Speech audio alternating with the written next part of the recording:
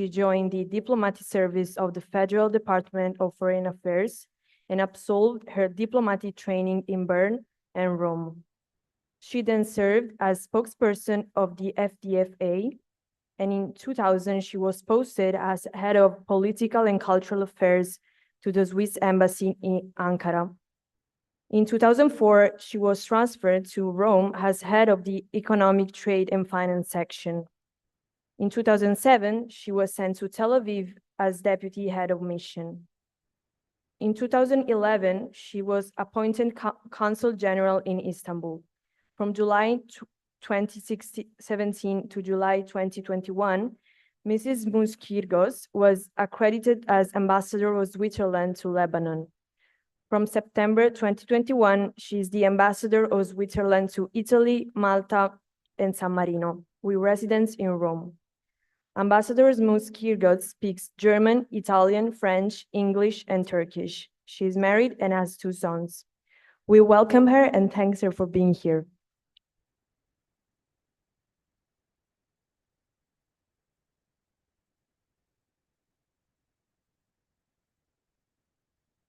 Thank you so much. That's lovely. And it's great to be here again. I have been actually here 2 years ago.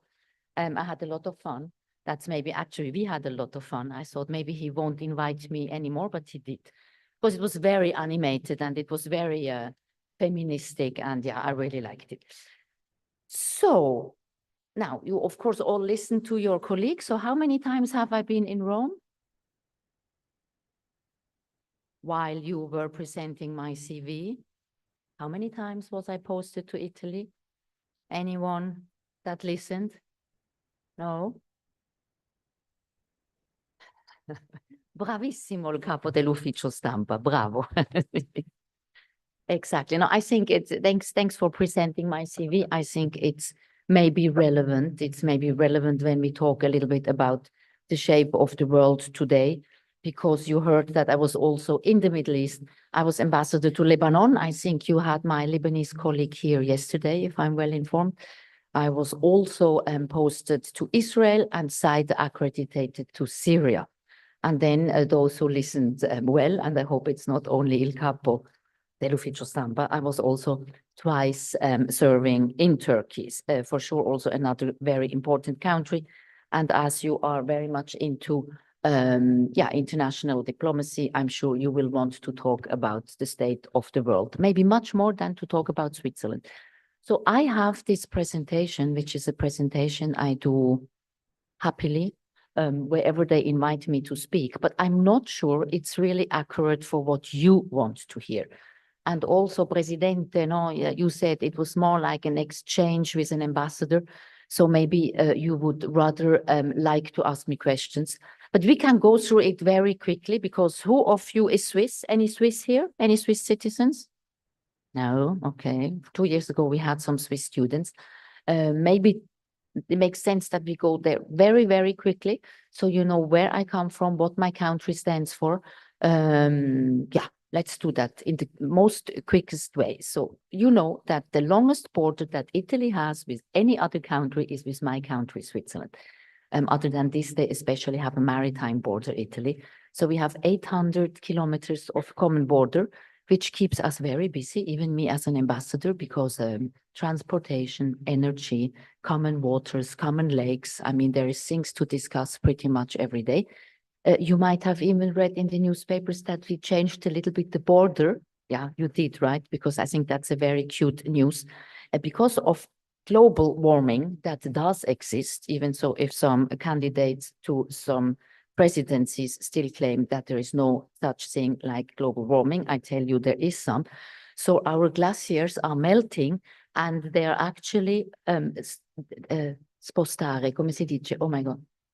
They move, exactly, they move the border. So we stole a few square meters to Italy because of climate warming. So then my country is very small and it's written there. Otherwise, I would have asked you which is the capital city of my country, and 80% of you would have said Geneva.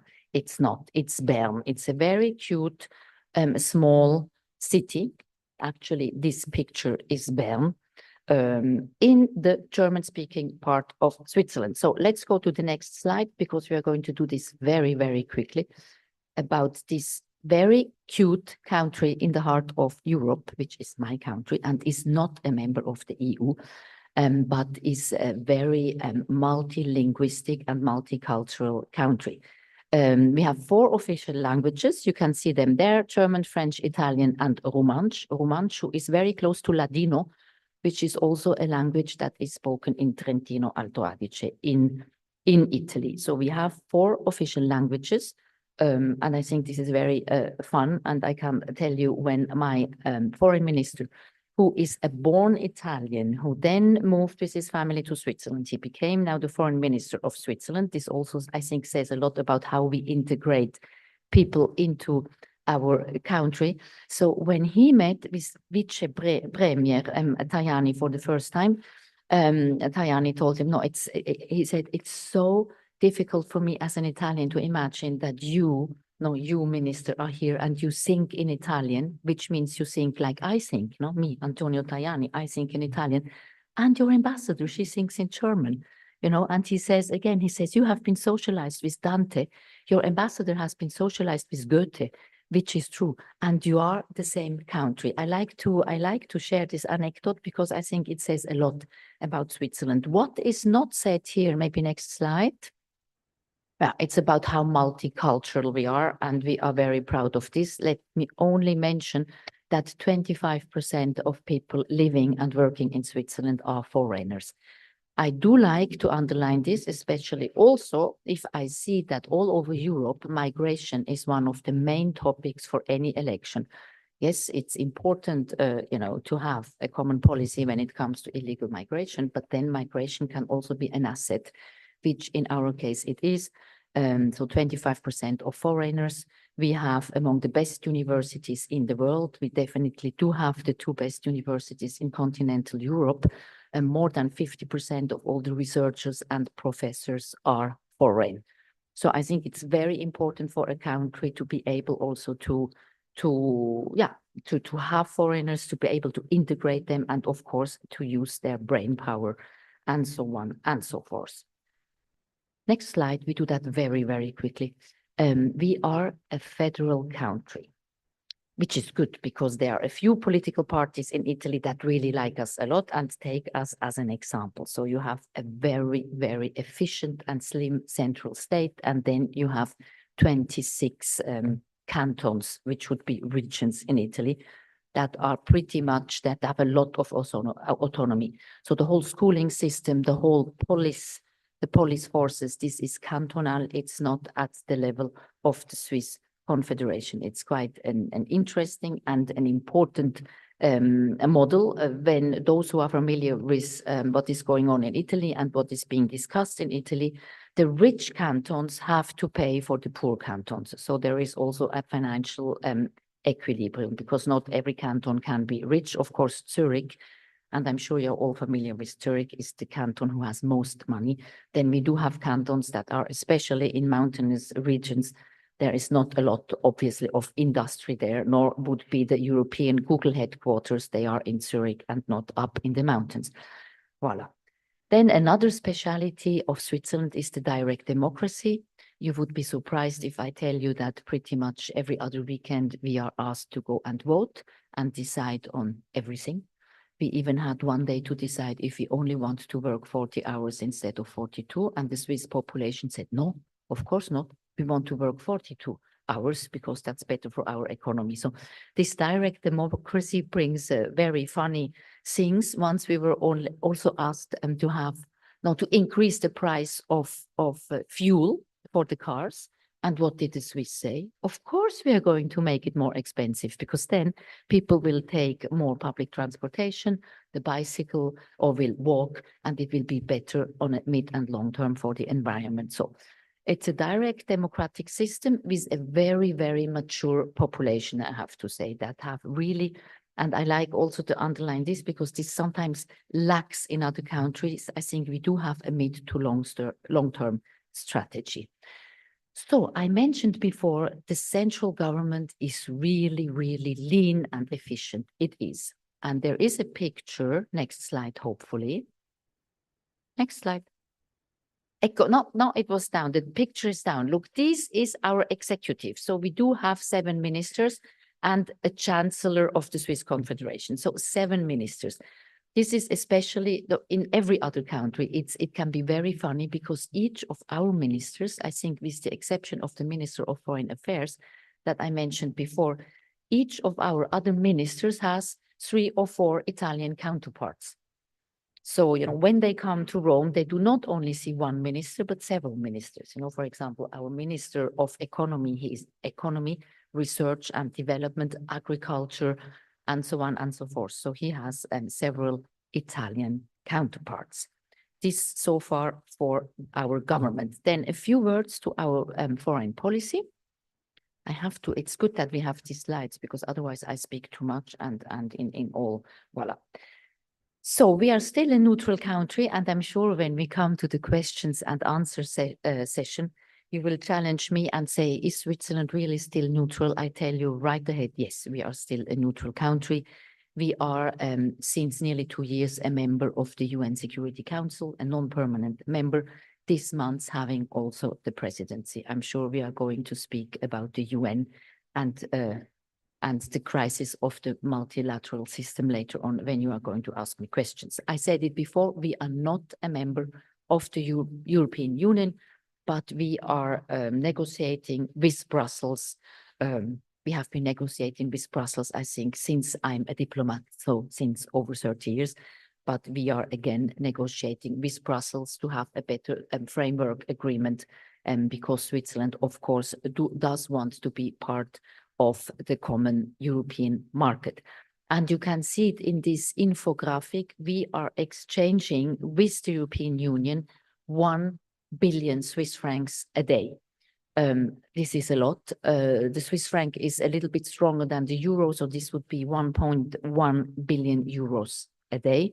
Very interesting also the figure for Italy. We are exchanging with Italy 1 billion a week. I come back later to Italy and how important it is for us economically. Voila, here we go, Switzerland and Italy. I already mentioned the border. I'm really doing this very, very quickly. I talked about the importance, especially of Italy for our economy. Italy is our 3rd economic partner. Of course, the first one still being Germany and then the US, but then comes Italy. So Italy is now more important for Switzerland than France. This is surprising so many. But what is also interesting is that Switzerland has foreign direct investments in France that are 6 times higher than in Italy. And this is, of course, sometimes, no, mostly linked to bureaucratical reasons. But then to turn it again into the positive, I mean, we are Switzerland and Swiss people are totally crazy about the made in Italy. And I think per capita, there is no other nation in the world that buys so much made in Italy like the Swiss. And we do actually import more from Italy than China and India and Brazil and I think Canada together. So let's say, 9 million Swiss are importing and consuming more made in Italy than 3 billion people out there worldwide. Another interesting factor is that we are an exporting nation and normally we have a positive commercial bilancia, with any other country except with Italy, where we buy definitely more than we sell. So all this is very important. And I think that's it. Now you know what you need to know about Switzerland. And now I think I just mention briefly the diplomatic career, because if I remember well, you are all interested, I think, in one day also serve as diplomats for your respective countries. So maybe just a few words about the Swiss diplomatic career. Having been here since nearly 3.5 years and having had the chance to speak a lot at universities, I did actually realize together with my colleagues, and my colleague Rosella is here, that, to see a lot of pictures is something that people actually like. So we are going through a lot of pictures when it comes to my career, because, I think this is something that tells more stories than a lot of works. So what do we have there? This is important. We are really small. We are a powerful country, strong economy, the best universities, the perfect integration model and everything I said, but we are really small. We are multicultural, but we are small, and we are not even 400 diplomats. So we are 380 diplomats, and 100 of us are actually ambassadors. So we do have embassies where you have the ambassador, a driver, a secretary, and that's basically it. We call them laptop embassies. It's very much in line, I think, with the fact that we want to have an efficient state, cost cutting, being cheap but efficient. I think this is one of the mantras of Switzerland. So now you will see a picture. Yeah, this was where it all began. It's very funny. This is 30 years ago when I entered the diplomatic career. You might eventually not find me. There were no, digital photos at that time. But what you can see, of course, is that we were 5 women out of 20. And I think this was the first promotion 30 years ago in Swiss diplomacy, where you had a 25% of women, because when I made the concours diplomatique, there were hardly any women in this profession. Yeah, and now we see a lot of pictures. You will all remember Shimon Peres, who got also the Peace Nobel Prize together with Arafat, if I'm not mistaken. These were better times in the Middle East with more hope. That was during my times in Israel. Again, thank you for reading out my CV, because, you know, I have been serving in Turkey, and I was then Consul General in Istanbul, and Istanbul, I have to say, is definitely more attractive or beautiful, if I might say, than Ankara. And you see there one of the countless, you know, cocktails or conferences I had to give on the beautiful shores of the Bosphorus, because there were many, many Swiss companies investing not only in Turkey, but in the whole of Central Asia and the Middle East out of Turkey. So Istanbul is really a hub, also a hub for Swiss companies. We had 550 Swiss companies in our bilateral chamber of commerce. I mean, this is quite a lot. Voilà, these are, I was saying about all the conferences I was giving. I could have become a guest speaker, I think, in Turkey. It was good. There was really also an interest. We had strong bilateral relations, these very strong commercial ties. And then we have with Turkey, we have the same law base. You have the same civil code, the same code of obligations. It's only the criminal code that the state founder Ataturk took from Italy. Otherwise, we really have a lot of common things with Turkey. From there, it has been said, I moved as an ambassador to Lebanon, a country that does have a lot of problems nowadays, but I think my colleague Mira told you more about it yesterday. It's very difficult for me to see what is happening to Lebanon, because I lived there for years. I did also survive the explosion of the port of Beirut, which, as you might know, damaged 300,000 houses in Beirut, killed many people and injured many more. Yeah, and then you see there was even the COVID time. You saw me in a tent with the Swiss president, because of course Switzerland gave a lot of money to Lebanon in order they can tackle the refugee crisis of the Syrians. You might have read that now the Lebanese go to Syria to look for shelter there. Syria, who is another country that is where you have a kind of civil war since 2011. So it's very, very sad that the Middle East is not getting out of this spiral of violence. This picture, that was the then Lebanese Minister of Foreign Affairs, and we did have a lot of problems. This is a gentleman that is still alive. You know, nowadays you really have to speak like this, and he is still the head of the Lebanese armed forces. So the Lebanese army, it's not a joke, I can say it. I don't know if my colleague Mira Daher could say it today, but as we always said, the Lebanese army is or was the second biggest army in Lebanon, because Hezbollah had more men under arms and also more arms. Voila. But the Lebanese army was a very important partner for us, I have to say, because of course protecting also the border with Syria. I told you before, I was also responsible for Syria. They coordinated each time I had to travel to Damascus. It was not very easy. And this picture has been taken at the border.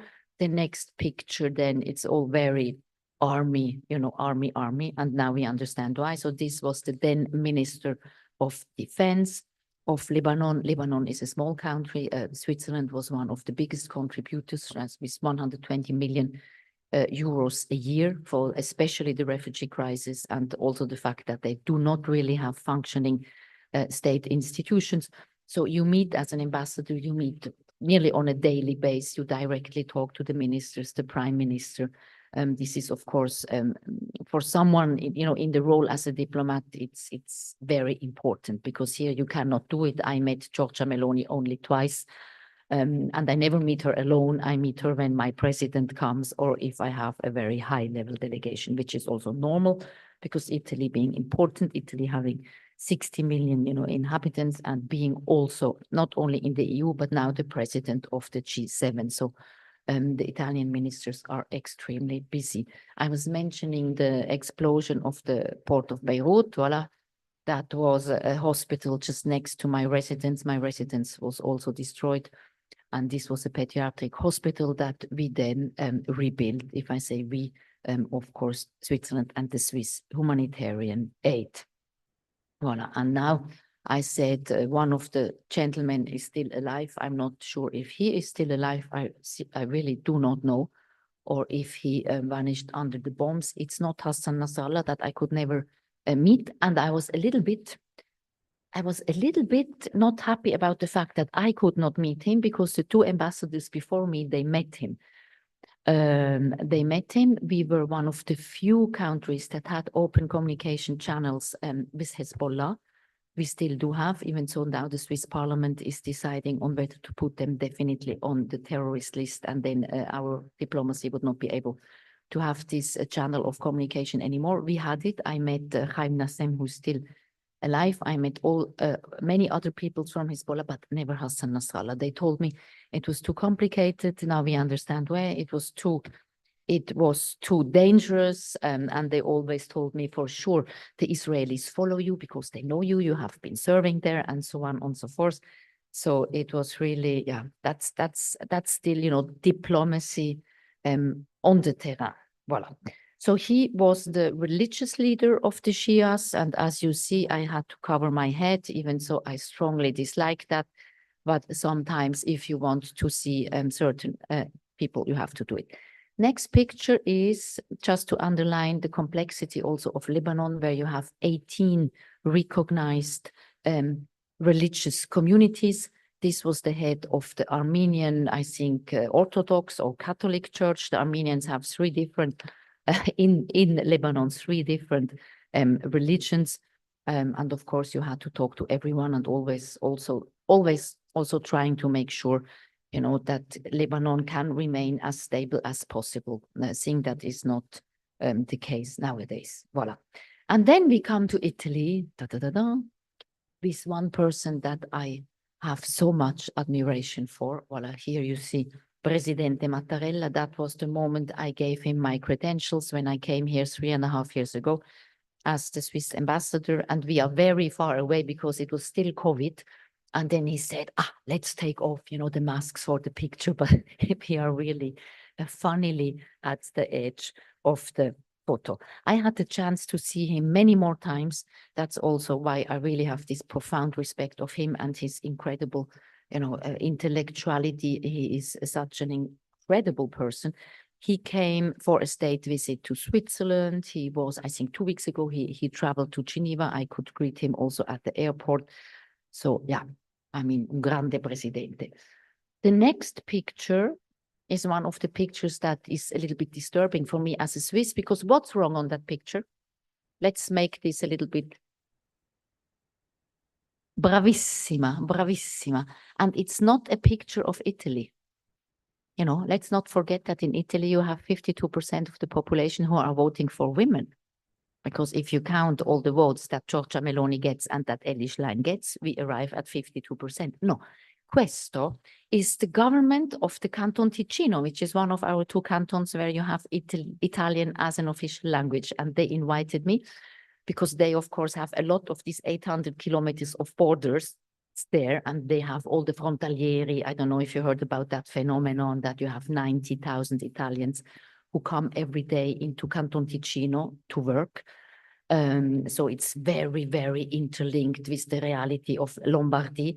And as soon as I presented my credentials to Presidente Mattarella, they invited me and I told them, okay, I come once. I only come back if you have a female minister in your cantonal, voila, executive. So thank you so much. This is a more gender balanced picture, right? This is the level of secretaries of state. Yani all of us are gone. Now that I will be gone in 2.5 months, so the other lady next to me was our Secretary of State, so the number 2 of the Foreign Ministry. You see on the right, you see Ettore Sequi, he was the Segretario Generale della Farnesina, so the number 2, and the other gentleman was the then Italian ambassador to Bern. And this is a very important moment every year. Normally the ministers, Switzerland and Italy are so close that the ministers, they meet 2 to 3 times a year, but also the number 2s make sure that at least once a year they have these political consultations. Voila, and this was in Bern. What kind of pictures do we still have? Ah, this was a bellissimo, sempre COVID. That was a very lovely visit because, of course, you have as an ambassador, Rome is fantastic, it's beautiful. One would like to stay here forever, but you also have to understand what's going on in the other regions, what is going on in Sicilia and Sardinia. This was my official visit to Sardinia. I think it's very important to understand really every corner of a country you are appointed to. And this, as you can see, is Sicilia. That was a very, very touching moment. This is La Sorella di Giovanni Falcone, who has been killed by the mafia, and she does really everything to maintain his legacy, and she is amazing. And really, we were struggling with tears, my colleague and me, when she was, when she was sharing with us, you know, how she will never end this fight for his legacy. The next picture is also a very sad picture. This was La Segretaria Generale della Regione Sicilia. She was the daughter of Piersanti Mattarella, who was the brother of the president who got killed by the mafia. And we had such an amazing exchange too. And she unfortunately just passed away a few weeks ago.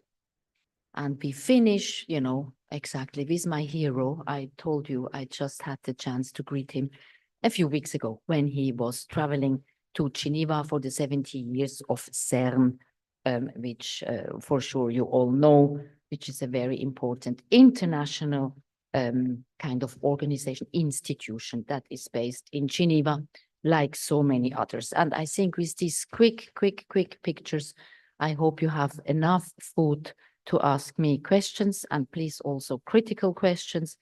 I think this is the great thing about being at university, that you can just be so critical. It's more difficult once you are an ambassador. Thank you so much. Merci.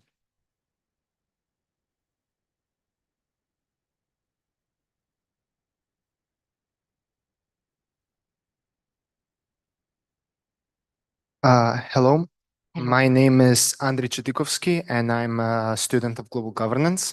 I wanted to ask, considering you brought up Switzerland's multiculturalism, as someone that also comes from a multicultural environment, what do you think Switzerland does differently than other similar environments that makes it so stable? Because you also brought up the Middle East, which is also multicultural, but it's very much volatile as other environments similar to it.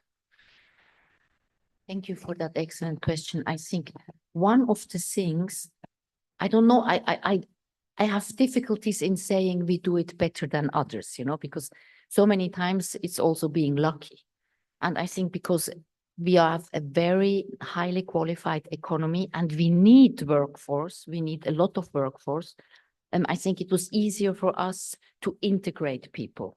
And then we also have vocational education, you know, which I think is really a backbone of our economic success. Vocational education, meaning like even if you want to be a hairdresser, you have 3 years of training. You know, you have training on the job, but you also go to the school at the same time so that you learn to be a good citizen. You learn about the political system of your country. You learn about how powerful you actually are as a citizen. So I think we make people feel more Swiss, than eventually in other countries, because there's so many institutions. And talking about institutions, you might have heard, that this year Nobel Prize for Economy went to 3 economists, one being Darem Acemoglu. I don't know if you have Turkish ladies or gentlemen here in the room. I think Darun Acemoglu, I know him, I have the chance to knowing him since more than 20 years, and I always called him a genius, and I always said, you will end up getting the Nobel Prize, and ding, he got it. But this was a little bit of name dropping, which normally men do and women don't, but I had to do it. No, but he, the thing that is the base of his success is that book that is called Why Nations Fail. And actually, he says why nations are successful, it's all about institutions, institutions, and institutions. And I think functioning institutions that helps a country so much, but it also helps for integrating people that come from other backgrounds. And yes, you are right, the Middle East is extremely multicultural, but I don't see a successful integrative system in any of the countries. You have maybe Lebanon, despite the fact that I said before, it's pretty much close to being a failed state. But it's true, at least in Lebanon, you have all these 18 religious communities that they have their share. Whether in other Middle Eastern realities, it's normally the dominance, Once the Sunnis, are the power, and then the Shias are suffering, then the Shias come back, and then the Sunnis are suffering, and the Christians are in any case suffering, except in Lebanon, and I think in Syria, since we had ISIS, so it's very, very complex. But to make it very short, why did we manage well? I think it's the institutions. I hope I could answer the question. There was another gentleman, and then the lady. So hello, my name is Calypso Linassi. I am a student in global governance. I wanted to first thank you for being here today and giving us this very comprehensive presentation about Switzerland and your story as an ambassador. My question is not going to be surprising because it's going to talk about the topic of Swiss neutrality. Swiss has been a historically neutral nation, as we all seen, but over the past few years, especially ever since the Russian aggression on Ukraine, we've seen that this neutrality has been put more and more to the test, and there's been more and more international calls for Switzerland to take a side. And my question was, ever since the Russian aggression, and now if we're talking about more recent events, the war in the Middle East, how has these calls for Switzerland to weaken its historical neutrality affected your work as an ambassador and its Switzerland's foreign policy? Thank you. Thank you so much. I'm still convinced, even if it does not look like, that we are as neutral as we have always been.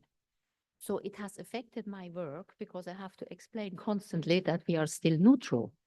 Because neutrality doesn't mean that you cannot, implement sanctions against a country that is invading another country, especially because it's against all the basements, of international law. So we can sanction. And we always did sanction, and we are a member of the UN. We are a member of the, as I said, Security Council. So certain resolutions, in any case, we had to implement them. But somehow, I think it got misunderstood. And then, of course, you have also Russia, who would not have expected from us that we implement all the EU sanctions, the packages. And they got offended. They say, no, Switzerland is not neutral anymore. And they say it and they mean it, because we also wanted to qualify as a mediator. And the Russian side said, no, you do not qualify anymore because in our eyes, you are not neutral anymore because you side with Ukraine, which is somehow true, but we side with Ukraine because we say, well, the Russians invaded, and I think neutrality is mostly about you cannot take part in a conflict, you cannot export weapons. And if you followed all our policy, it's so complicated, because we exported weapons to Germany. Then the Germans said, we are going to export them to Ukraine. We said, no way, you cannot. This is forbidden because we are a neutral country. So we cannot afford that you export Swiss, weapons to a country in war. So all this actually proves that we are still neutral, even if it gets more and more difficult to explain it. Thank you. There was another question. Wait, I get myself some water.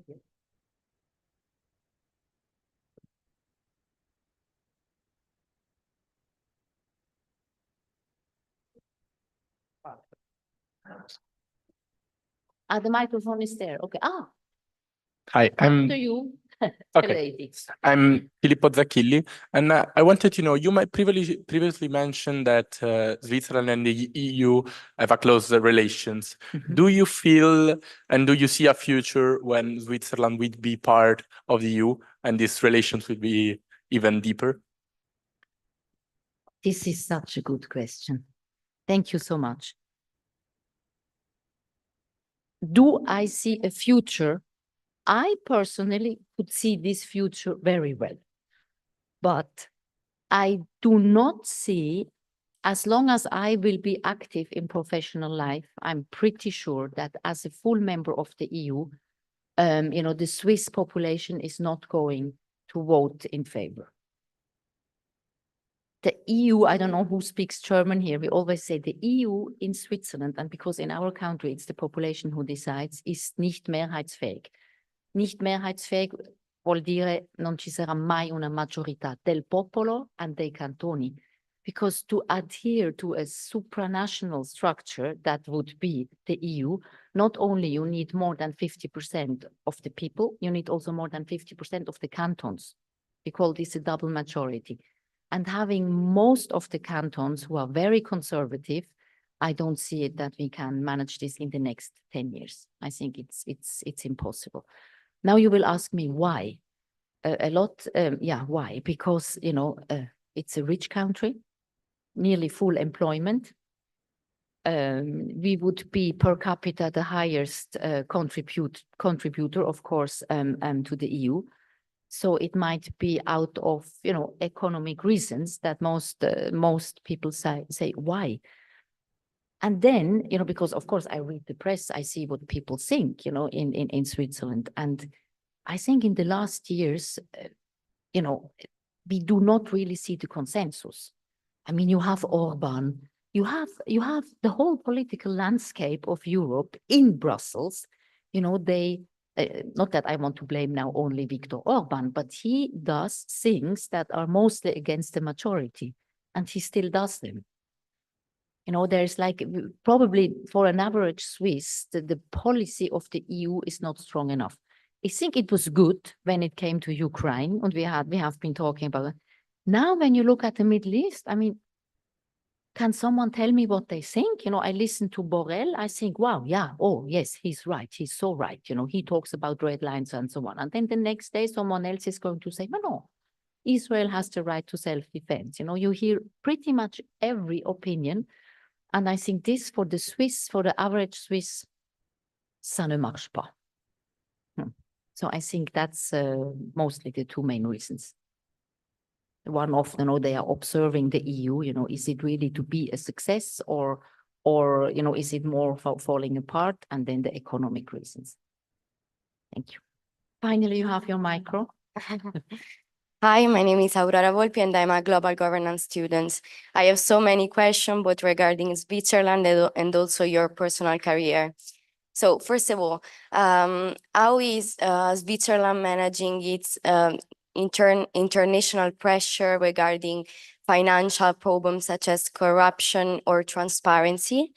And also, what is a suggestion that as an ambassador of Switzerland you can give to Italy regarding cost cutting and efficiency, because it is a big problem in Italy?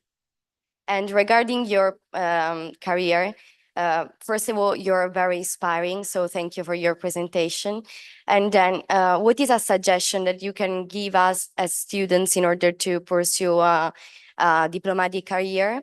And how do you manage and balance your personal life and family with a diplomatic career? Thank you so much. Thank you for all these questions. Thank you. And thank you for the compliment, I always say, if I can inspire a few young people, that's already, it was already worth doing what I have been doing so far.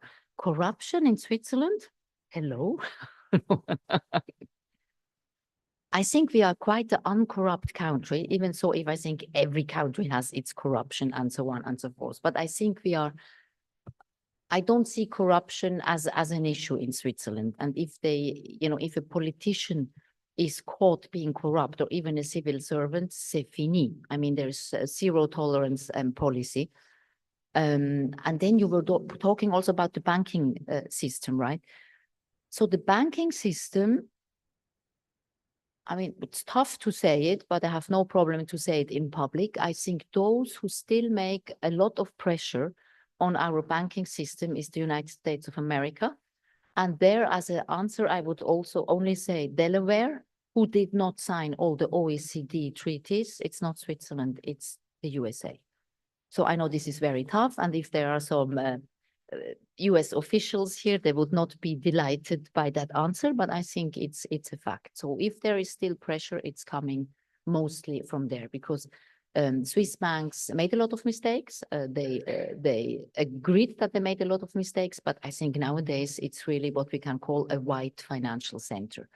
And funnily enough, you know, when we had to stop with all these crypto, you know, accounts and everything had to be in the open, so many critics would say, Switzerland is going down the drain economically. Well, first of all, the banking system, the whole financial sector is only 9% of the GDP. And even to my personal surprise, we did not lose any money. Because again, institutions, because the people would say, okay, I cannot have, you know, a number account anymore. I have to declare all my money. Okay, let me declare it, but I will keep the money in Switzerland because there is stability, you know, and it's stability and there is political, everything is calm and it's prevedibile. So I think this was very interesting. So the second question was about, yeah. Well, I would never dare to give, you know, any lesson to Italy. It's an amazing country. People are nicer. You eat better. I mean, it's more flexible. It's totally solution oriented. You know, I mean, I only say COVID. We all lived through COVID. Italy was very affected, but how they managed, you know, COVID, this is where we all could learn from Italy, because, you know, we, the Swiss, who never have any problems, you know, we were in front of a problem, we were totally paralyzed. And then you have these 26 or 27 cantons, they all think they know better than all the others, and it was a mess. My children, they were vaccinated in Geneva. I mean, they are still pretty young. They were vaccinated in Geneva 8 months before my very old parents were vaccinated in Basel. You know, because you had cantons who messed it up. And here, you know, you had un generale, no? What was it? It was a generale, and he managed everything, and people were vaccinated, and you had le zone rosse, gialle, I mean, it was really, that was serious. So I think, you know, Italy has this flexibility and yeah, they have just other excellencies maybe than us. So I would never dare to tell them how to be more efficient. But of course, now it's very interesting if you see, you know, the manovra, etc., how they are trying to find this 30 billion. It's, yeah, it's very innovative. I think a lot of good ideas that probably would not work in Switzerland. Also because we already know how we are going to save money in 10 years. That's why before I was mentioning this, you know, the mid to long-term visions can be important. And it's not a speciality of Italy, but it's explainable because, first of all, it's a young nation, and it's the Repubblica is even younger than the nation, and you had so many different governments. How do you want to plan for the next 5 years if you don't know if the government is going to survive the year? So everything explains itself, I think, through the facts and a little bit the sociological story. Now, I hope you all become diplomats. I think the most important thing is that you really, because I always say, you know, you are a salesperson. You basically sell your country.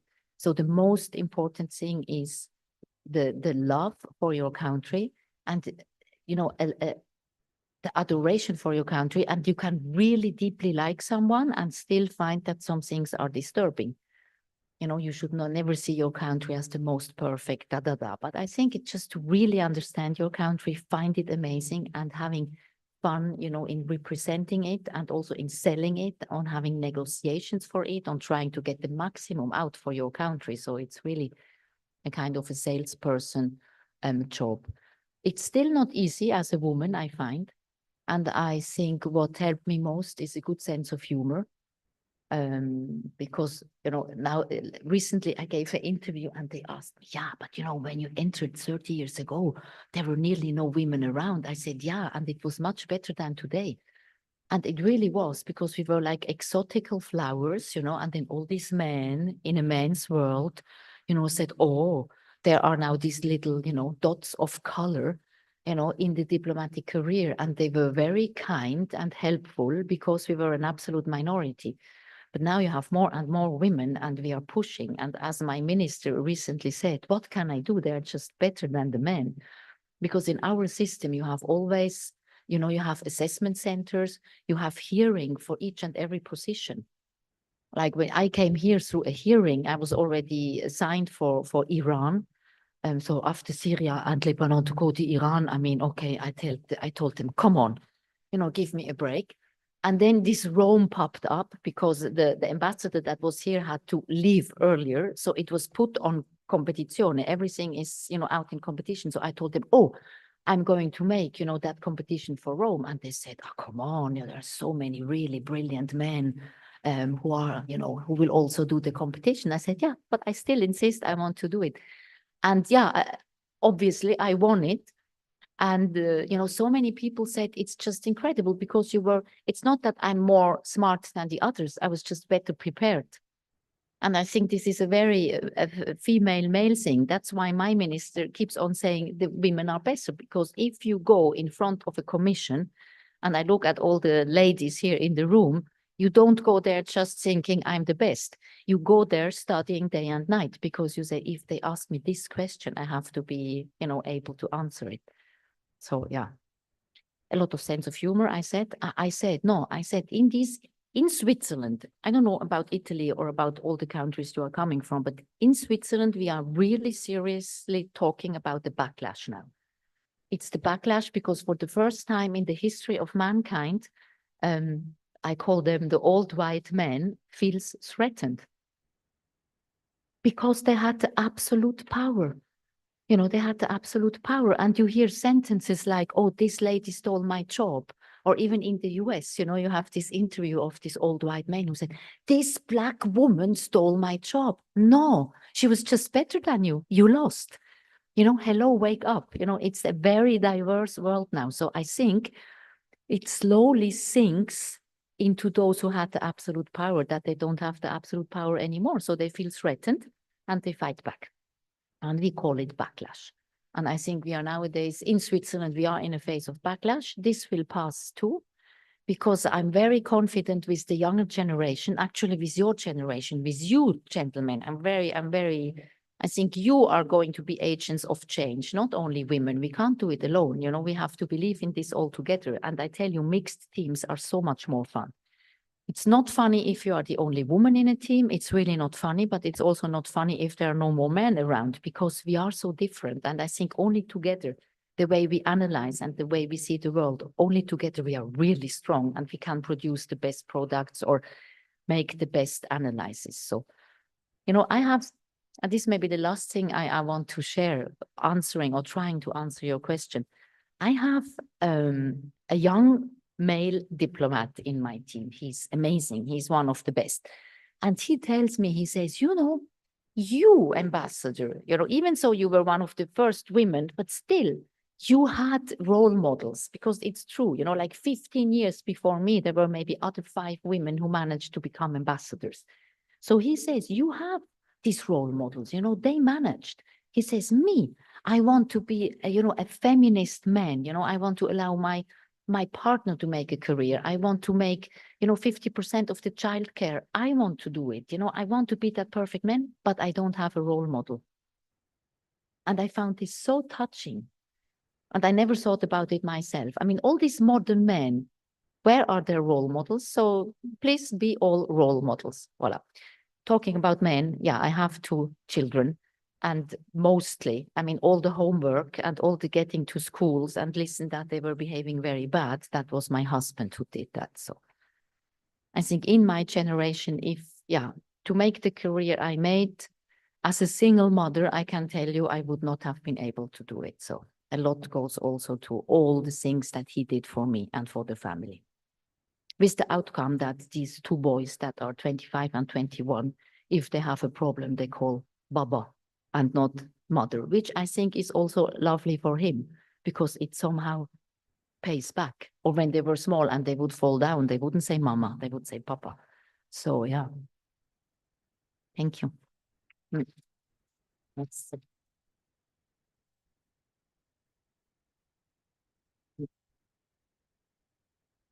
Hello, thank you for your presentation. I'm Preslava, and I wanted to ask you like a couple of questions, but I'll just narrow them down to one.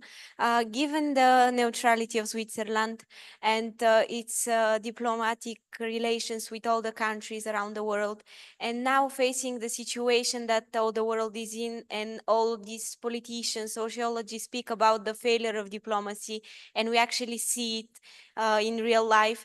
First, do you believe that there is like hope for us as a generation to be able to have not only like the great career that you have, but actually to live in a world where diplomacy is pure and is what it should be?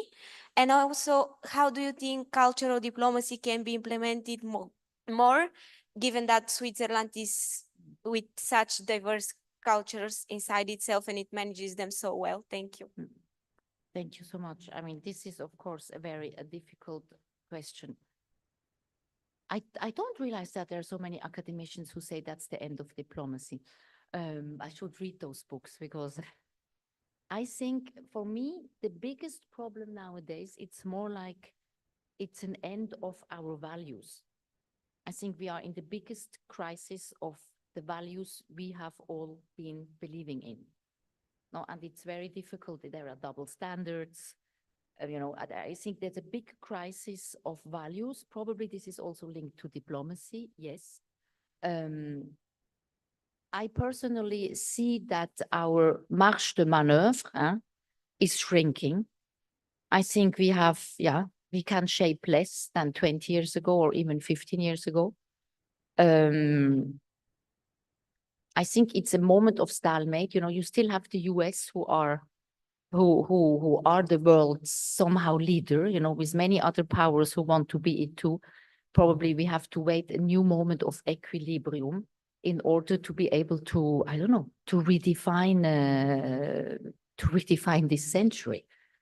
Because again, I say double standards. Of course, we all think about the same things. We have two wars in front of Europe, and our system of values is not responding to these two wars with the same language, which means that the global south, which is already very brilliantly called by Lavrov, the Russian foreign minister, the global majority, and all this is political games. I mean, the global majority does not believe in us anymore. And I think we all have to redefine. So it's a very profound question that you are asking. I do hope that diplomacy is still helps. It's not only what we cannot reach nowadays. It's not only that peace in Ukraine or that peace in the Middle East that we are so badly failing in negotiating. It's more. We have second tracks. We have mediation. We have humanitarian aid. Even this is diplomacy. UNRWA is diplomacy, UNHCR is diplomacy. Of course, everything is also threatened because, I think I mentioned before that even the Secretary General of the UN, becomes declared persona non grata in one of the member states. I mean, all these things are new. And I think, as an international community, we need also time to analyze and to understand how to react. I think, of course, a big responsibility, I see it, is in the US. I think if they would not be in a presidential campaign, they could make more pressure everywhere because they are still, as I said, there is still no equilibrium. They are still the hegemonic power. So probably, there more should maybe come from them. Even if the UN agrees or the UN Security Council agrees, there is still so many times the US veto. So it's a very, very interesting time, and I'm not overly optimistic for the time being. I find it difficult. But you had another question, no?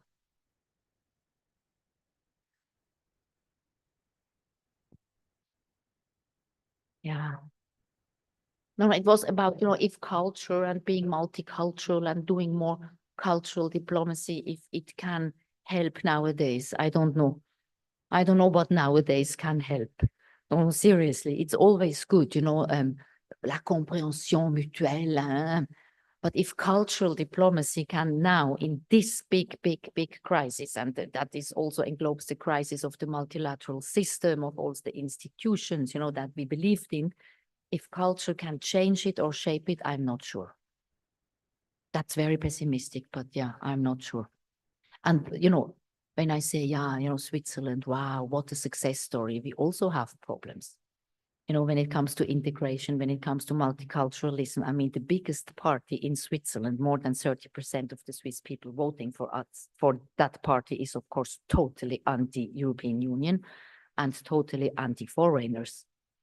So it's not, you know, that everyone says, "Ah, che bello, you know, we have 25% of foreigners." No, you have 1 Swiss out of 3 who says, no, there are too many, they have to leave, they have to go. They even invented that fantastic word, which is called dichte Stress.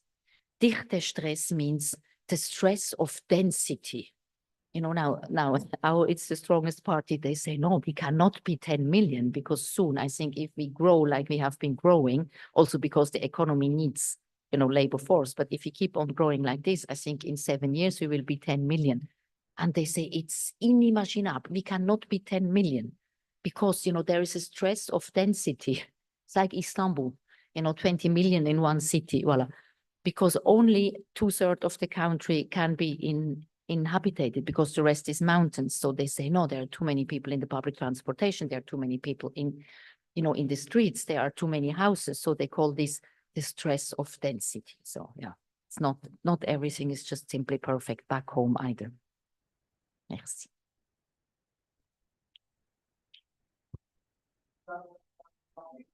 There is one lady and the gentleman. That I did. Oh, we have, no, we will answer the questions. Those who had, yeah, I think it's important. Hello, my name is Aisha, and I'm from Kyrgyzstan, Central Asia. First of all, thank you for being here. I want to say that Switzerland is one of my favorite countries, since I'm always amazed by its nature and purity. So my question is about waste recycling in Switzerland, because Switzerland is known as a country that has conquered landfills. However, in Kyrgyzstan, in my country, the problem of collecting and processing the solid household and industrial waste has long been acute. And my question is, how does Switzerland deal with waste, and what happens to waste in Switzerland? Thank you. Thank you so much. Well, I'm not a waste expert. I know that we have a lot of waste to energy plants, which is very clever. This means that the waste you have, the few waste you have, you turn it actually into energy. And you also mentioned recycling in your question. I think we are world champions in recycling. And again, I always tell you, you know, the secret is the Swiss, you have to take them by the purse, by the portemonnaie. If they have to pay, be sure they will do it. So what happens in Switzerland? We all have to recycle, you know, government, central, cantonal, even in your village, they all tell you recycle, recycle, recycle. And you have stations everywhere. It's very easy to recycle. But then you still have people who say, why should I walk 500 meters, you know, to put the cartone, the aluminium, da. Very easy, because if you throw the things away, you have to pay for your garbage pack. And since they implemented in every canton, and it's expensive, you know, like one of these little garbage packs, it's like €5. So of course, you are not going to put all the things inside that you can recycle for free. Yeah, so it's again, money, you know. And this always works in Switzerland. That's it's good. It's la politique à travers le porte-monnaie. So yeah, so this works. And then I know about this, I'm really not an expert, but I know we have this waste to energy, inceneritore, no? Come the one that you should have in Rome. I can never say that word. They also think in Rome now about having one, and it's the same system. It would be waste to energy. And there is enough waste here in Rome, I think, to burn in a, yeah. Thank you.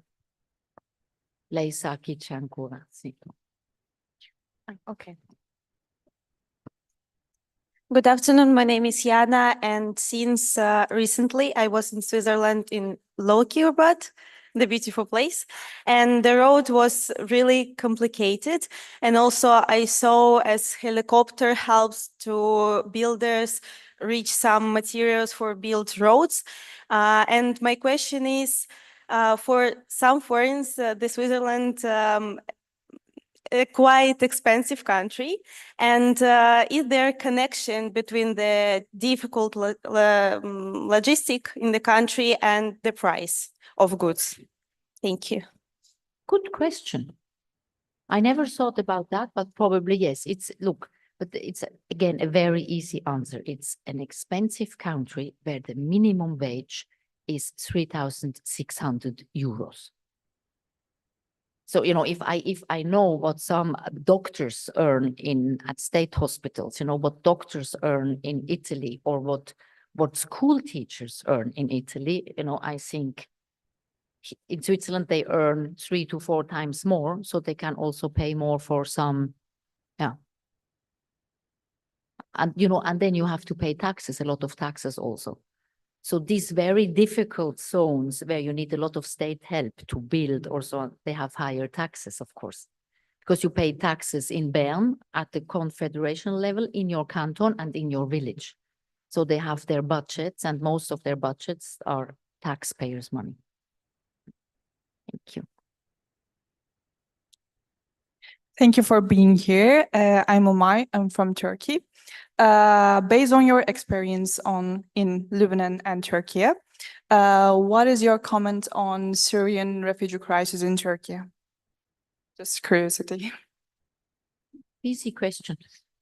First of all, I think it's my first comment when I was still in Turkey was, wow, you know, bravo Turkey, sorry. I lived so many years there, and then this Turkey, it's difficult for me to change.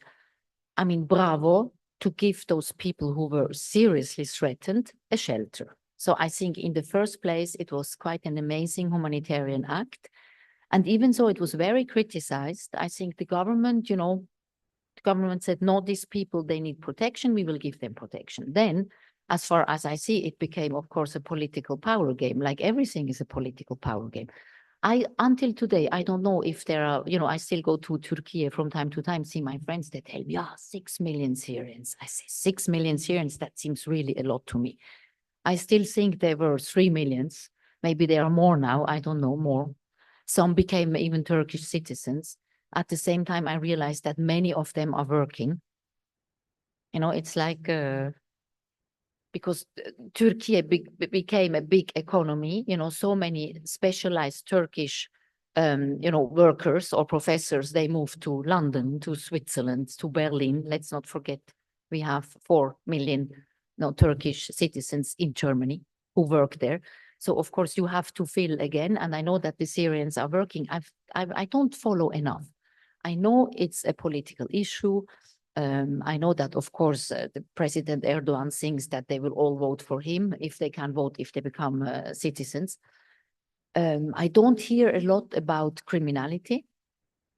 I don't know. You have to tell me, because you know that now in Germany, it's an issue, no? Because the Germans say, who, all this criminality and the terrorism, and they even closed the border after the last terrorist attack. So I don't know. But I mean, how will you do? What else do you want to do? It's a neighboring country. In Syria, there was this awful war. I mean, the Lebanese, they are so small. They are a quarter of Switzerland, and they took nearly 2 million Syrian refugees. And they won't get less. If the situation doesn't, I call it this, the spiral of violence doesn't stop in the Middle East, we will see many more refugees in Turkey, but also in Europe, of course.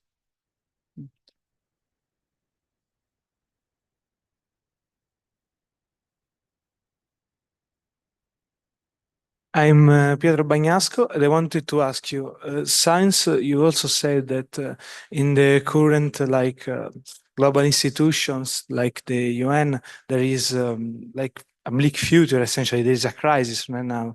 Do you think like there is a need for a radical change, for a deep change in this institution?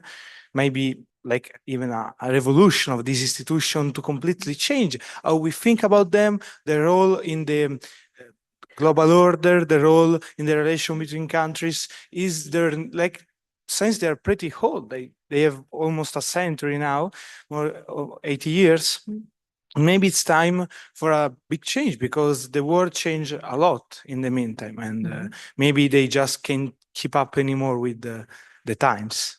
Thank you. I thank you. I mean, you know, having studied also political science and sociology now as a normal citizen, I would say, well, why not? You know, did I in my lifetime see a revolution that brought something better? Not really. You know, let's think about the Arab Spring where we all thought, yeah, cool, you know, they will all be gone and finally the people. I don't know, maybe. I mean, I would love to observe it. I don't know where this revolution could come from, but yeah, maybe it needs more drastic measures like a revolution to change. Yeah. I take it more like a very good comment from someone who is young than a question. Maybe you all should believe in a revolution, no? At your age. I think I did when I was young. Thank you. I think you have the last question. Hi, I'm sorry, but this is going to be the last questions. And following the line, it's going to be Sincho, sorry. We do it bilaterally. Oh, sorry. Thank you for the floor. And I'm Sincho, I'm from Nepal. I am from a landlocked country as well. So when you previously talked about the population density increasing, and I do understand how limiting the resources sometimes can be in a landlocked country. So maybe it comes from that fear as well somewhere. But when you talk about population density increasing and people being unwelcoming towards foreigners, could it be a xenophobia, you know, just in a way, racism and unwelcoming behavior towards immigrants and people who work there as foreign, for people from outside, rather than just a problem of density being increased, or both things could go hand in hand? Thank you so much for your time. Thank you for the question. You know, I don't think that, I hope not to think that my country has anything xenophobic. I think every Swiss knows that without people who came from abroad, we would never be what we are. I mean, you know, everything. I mean, who built all our roads? I mean, at the time, a lot of Italians, we still have 600,000 Italians living in Switzerland. That's a lot if you consider that we are 9 million. I think the Swiss know that our wealth, you know, our infrastructure, or even part of our institutions, we owe them to other people. People who came and then who stayed and who made my country richer. So I do not want to think that we are xenophobic. Even we had a few popular initiatives that went into this, you know, sense in the 70s, but of course they were all rejected by a great majority. What I think is people are afraid. You know, people are insecure. We talked a lot about the crisis of the multilateral system. We talked about the wars.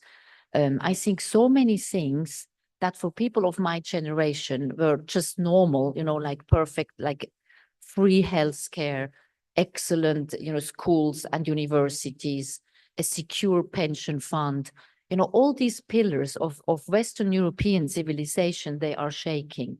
So I think it's more that people are insecure, very insecure, and they find very easy solutions in a more populistic political discourse, you know, and more populistic political discourse, they always have migration because it's easy to keep your base, you know. So I think it's more that. I don't think it's because in Switzerland it's so normal, you know. I mean, in Switzerland really you have every color that you can possibly have as a human being. You see them in Switzerland. It's not that you see, you know, with people that have African background once a day. You see them everywhere. It's just so normal. So I do not, I like much more the image of my country of welcoming everyone. Then you have those insecure people who, voila, as I said, see migration as a threat. We will do it bilaterally. Buon appetito. Grazie.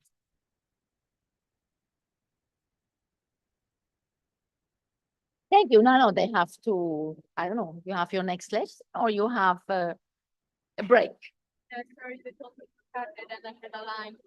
Ah, ok. Ora della sua A generosità e della sua lei, Presidente. No, è Ero sempre sicura tante bello. domande. Sì, è sempre bello. Assolutamente. No, lei voleva farmi ancora una domanda. Lei è turca. Yeah, okay. Yeah, my preferred city.